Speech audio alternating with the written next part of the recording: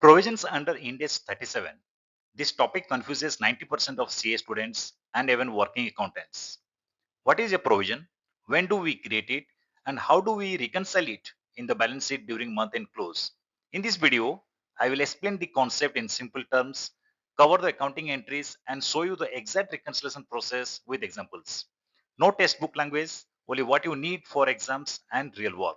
Let's dive in. Let's understand the meaning of provision defined under Ind AS 37. So provision is a liability of uncertain timing or amount. These two words is very important: uncertain timing or amount. Okay, and it relates to what? It relates to a liability. Next, what is liability? Right? It is a present obligation arising from past events, the settlement of which is expected to result in an outflow of future economic benefits from the entity.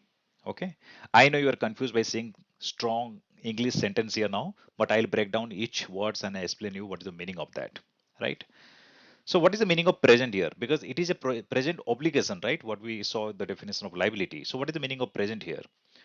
Which is in existence as on the balance sheet date and is probable based on evidence available on the balance sheet date, right? That means there is an event on the balance sheet date and that event is creating an obligation on the company, right? Let's understand what is the meaning of probable.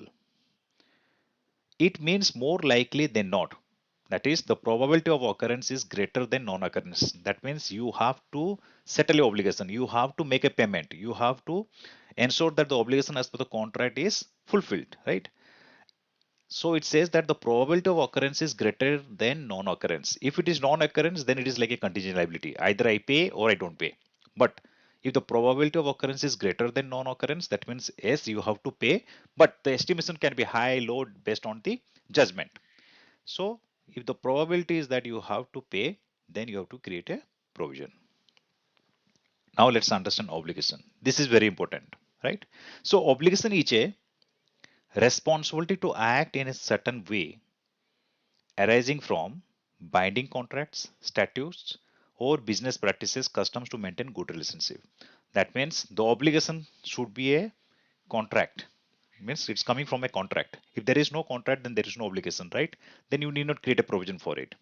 Then statutes. For example, the government changes the rule saying that okay, whatever you have sold in last 6 months, you have to pay 1% extra tax now. So you have to create a provision for that, right? Because there is a change in statutes. You can't say that I don't have a contract with the government, hence I'll not do it, right? So statutes applies to all companies.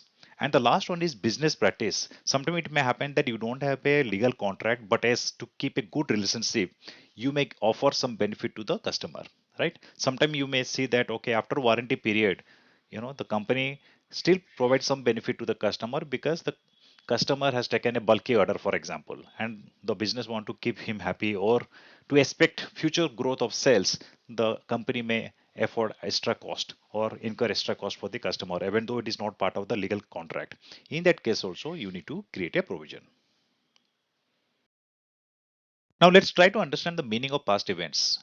This is very important because in the definition it says that the obligation should be connected to the past events. So if the past event is not there as on the balance sheet date, you need not create provision. So understanding the meaning of past event is very important so that you create right provisions. Now, past activities are obligation events where the entity doesn't have an alternative to skip such an obligation.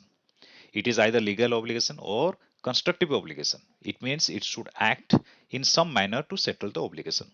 That means it is very clear that there should be an illegal obligation or constructive. Constructive means the example what I gave in the previous slide, where based on the business practice, even though there is no legal contract, you still give some amount of benefit to the customers or suppliers, right? Now, past activities means there is a event which has occurred before the balance sheet date or as on balance sheet date there is a event occurred and that is triggering an obligation which is not settled on the date of balance sheet, right? Now let's take an example so you'll have more clarity about the meaning of past events. ABC Limited is a car manufacturer and provides warranty benefits to its customers for 1 year. Okay, so car manufacturer is giving warranty benefit to its customer for 1 year. ABC estimates that warranty cost will be approx 10,000 rupees per car. During the month of March, ABC Limited has sold 100 cars. Whether ABC Limited has to create a provision for warranty. So it is very simple you know case. Let's understand whether ABC has to create a provision for warranty or not. Now, before starting the solution, let's understand the meaning of provision defined under Ind AS 37. So, provision is a liability of uncertain timing or amount. This is what we understood in the previous slide. And liability is a present obligation arising from the past events, the settlement of which is expected to result in an outflow of future economic benefits from the entity. Now, here, what is the meaning of present obligation in this particular case? Binding contracts with the customer to provide warranty. Okay, so this is a legal contract which the seller or ABC Limited is having with the customer, right? So there is a present obligation. Second, past event. What is the past event here? Sold 100 cars as on the balance sheet date, right? That means if the company would have not sold these cars, we would have not discussed about the provision for warranty, right? Because the past event is not there. Now the company has sold 100 cars, so it has triggered an obligation connected to that contract, that is provision for warranty. So the past event here is sales made by ABC Limited. Outflow in future, what is the meaning of that? Yes, there will be outflow for all the warranty claims from customer. So when tomorrow customer will come for warranty claim, the company has to reimburse either directly to the retailer or through the dealers. Uncertain timing or amount? The answer is yes. The company is not sure when the claim will be made. So timing is not certain, as well as for what amount. Okay, you have a maximum limit of 10,000, that is fine. But it may go beyond 10,000 as well, right? Nobody knows what is the warranty claim. So in this case, provision for warranty to be accounted is 100 into rupees 10,000, that is 1 lakh rupees. Now, question is how this 10,000 is determined? It depends from the management, the estimate they have done based on the historical data. So sometime it may happen that when the product is launched for first time, they may not have the historical data. They would estimate some amount, but after 3 4 years, they will see the trend of the provisions created, the trend of claims. They'll match that and see that whether sufficient provision is created in the books or not. Based on that, a best estimate is created, and based on that, the provision will be created. Hope you are clear with this example. I'll have another example in the next slide, which will give more clarity. Now let's take another example to understand more about provisions. ABC Limited has an agreement with XYZ Limited to provide consultancy service on tax related activities. During the month of April, XYZ supported in tax work, and by 30th April, ABC Limited did not receive the invoice from XYZ.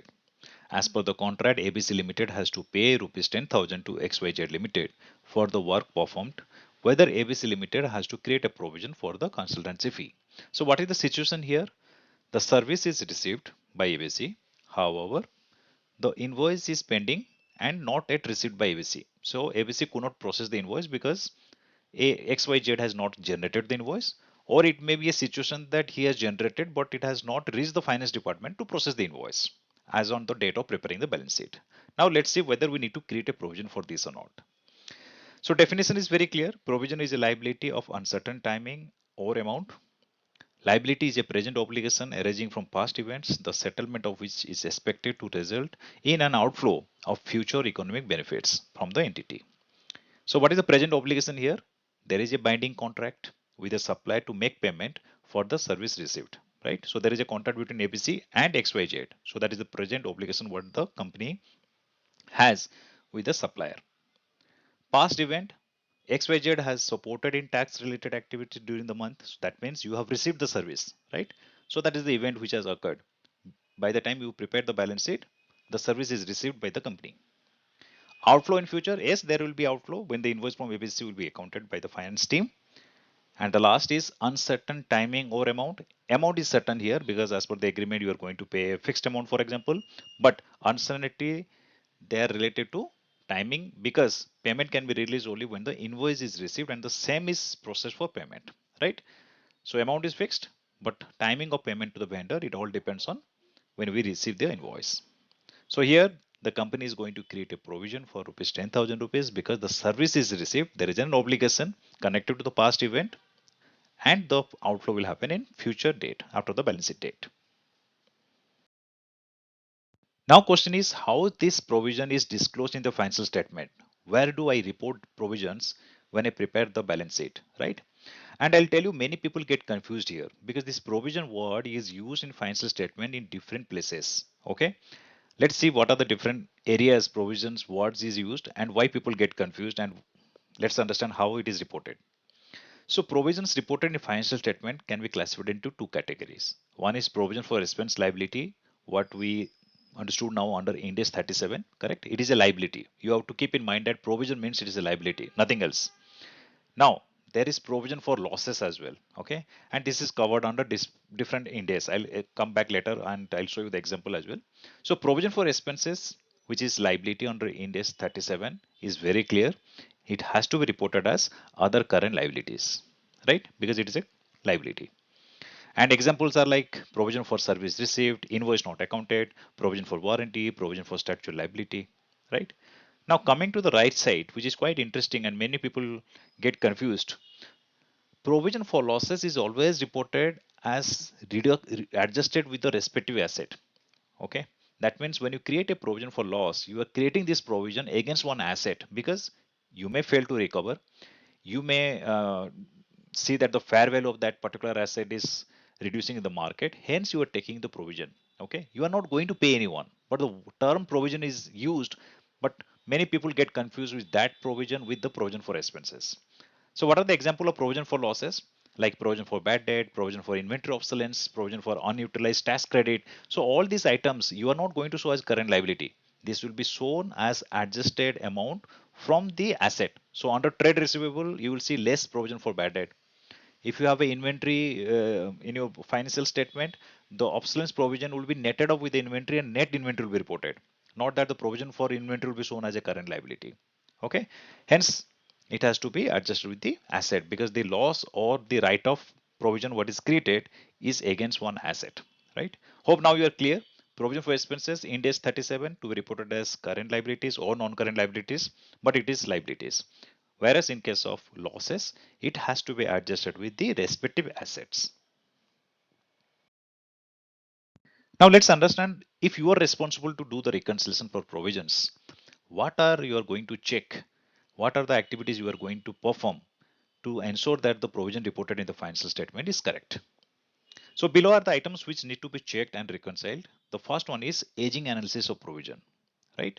So all old aged items has to be reviewed and specific reasons should be mentioned for holding it for future, right? Because you need to justify that why this provision should not be reversed, why the provision should be continued in future period. So specific remarks, it may happen that you may not have the details available in the finance team, but you have to reach out to the business team who has control on this provision or who have more information about this provision. Check all backup documents for all old age items and documents justifying to hold the provision in the books. Sometimes it may happen that the business explains you, but as to double check to ensure that what they explain is as per Ind AS 37, collect all the backup documents and check that whether you should hold this provision or not. Coming to the second point, review of ad hoc provisions. Ad hoc provisions are very dangerous because sometimes it happened that many people just give a amount that please take a provision and finance team blindly they post these entries, which is not correct. So all provisions has to be based on conditions explained under Ind AS 37. All provisions accounted should have legal or constitutive obligation and arising from past events. This is clear definition under Ind AS 37. Ad hoc provisions should be reviewed in detail to understand the background. Okay. And always mention the comment also that why you have this ad hoc provision. There should not be any accounting posting because of budget allocated for that period. Certain time it may happen that the controllers, business controllers, they push the accounting team that you post this entry, I have a budget for the current month. Please don't do that. That is not correct. Because Ind AS 37 explains very clear that there should be a obligation arising from past events. Not that in future you're going to spend and you accrue the expenses today. Not allowed. So ensure that whatever ad hoc provision the controller or the business is suggesting has proper backup documents and Ind AS 37 terms and conditions are fulfilled. Coming to the third one, reversal of provision. Provision has to be reversed only when the invoice is received for accounting or there is no need for making the payment. Correct? That means if it is accounted, you have to reverse it. Or tomorrow business says that as per the legal requirement, we need not hold this provision going forward. You can reverse that as well. Ensure that reversal of provisions are accounted correctly. There should not be a situation where invoice is accounted and provision also not reversed. So what will happen in that case? This will create duplicate impact on P&L and balance sheet because you have a provision at the same time you have created the expenses again by processing the invoice. Next point to check is reporting in financial statement. As we explained in the previous slides, that it has to be shown as a liability, not to be netted off with any asset. Only provision for expenses has to be netted off if it is created for any asset. So ensure the provision created for assets is not reported as current liability, right? It's not happened that some provision were created for, against any some asset and then the same has been reported as current liability. That is wrong. Classification of current and non-current provisions.